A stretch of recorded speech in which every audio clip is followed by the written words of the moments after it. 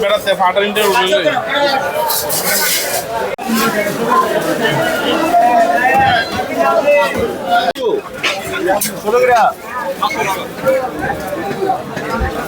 পয়লা বৈশাখ উপলক্ষে রেটটা একটু বেশি আছে, মার্কেটও শর্ট আছে, কম আছে, এই কারণে একটু রেট বেশি। 700 টাকা বেচা আছি।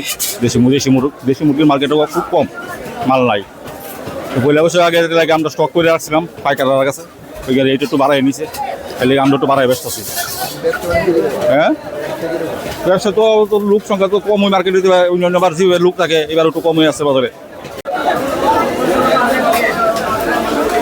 মাছের রেটটাও সুবিধা আছে, 1600, 1500, 1800, 2000 এর মধ্যে আছে।